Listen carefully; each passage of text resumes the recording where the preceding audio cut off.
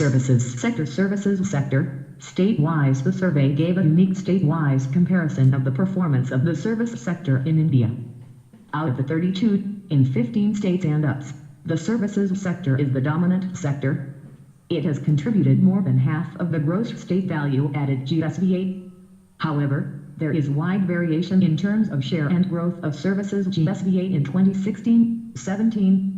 Services GSVA share ranges from over 80% in the case of Delhi and Chandigarh to around 31% in Sikkim. Services GSVA growth ranges from 14.5% as in Bihar to 7% in UP. Services sector. National. The services sector continued to be the key driver of India's economic growth. It has a share of nearly 55% in India's gross value added GVA. Evidently, it contributed almost 72.5% of GVA growth in 2017-18. Some of the notable areas include tourism, information technology, business process management, real estate, R&D, and space. Services sector. Exports. India's services sector registered an export growth of 5.7% in 2016-17. India remained the 8th largest exporter in commercial services in the world in 2016. It comes with a share of 3.4% globally. This is double the share of India's merchandise exports in the world, which is 1.7%. Both growths in services exports and services imports were robust. Resultantly, the net services receipts rose by 14.6% during first half of 2017-18. The net surplus in the services financed about 49% of India's merchandise deficit in this period. Increase in incentives under services exports from India schemes cease contributed to services growth considerably. Enhanced global uncertainty, protectionism and stricter migration rules would be key challenges in shaping future services exports. Inflation during 2017-18 averaged to the lowest in the last 6 years. Inflation in the country continued to moderate during 2017-18. Consumer Price Index CPI-based headline inflation averaged 3.3% during the period, which is the lowest in the last 6 financial years. Many states have also witnessed a sharp fall in CPI inflation during 2017-18. CPI-based food inflation. The CPI food inflation averaged around 1% during April-December in the current financial year. Survey says this has been possible due to good agricultural production coupled with regular price monitoring by the government. However, the rise in food inflation in recent months is mainly due to factors driving prices of vegetables and fruits. Do you know? In rural areas, food was the main driver of CPI inflation. In urban areas, housing sector contributed the most. Basics terminologies. Inflation types. Creeping inflation, when prices rise at very slow rate, i.e. creeper's speed, it is called creeping inflation. Generally 3% annual rise in prices is considered as creeping inflation.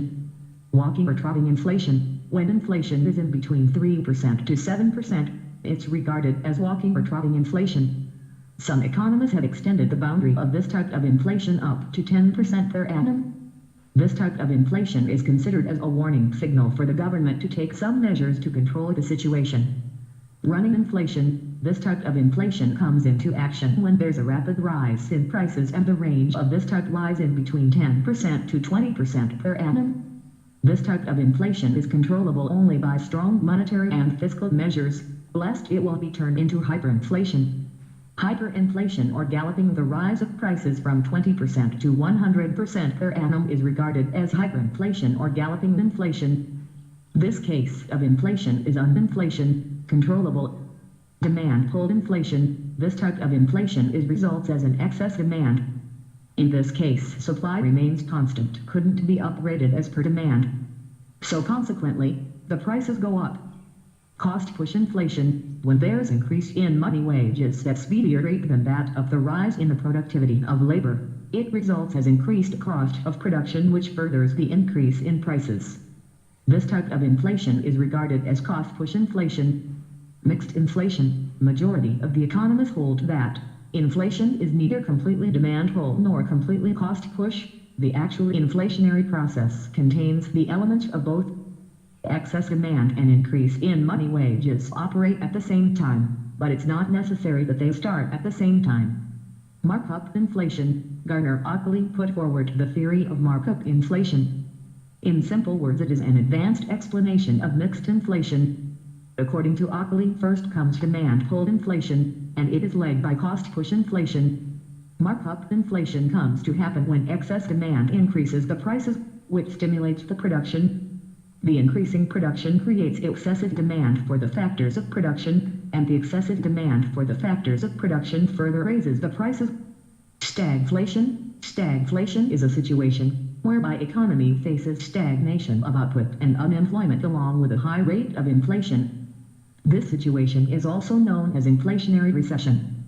Disinflation. Disinflation is a decrease in the rate of inflation, being how much prices are increasing per unit of time. It can be expressed using the word disinflation, the slowing of the rate of inflation per unit of time.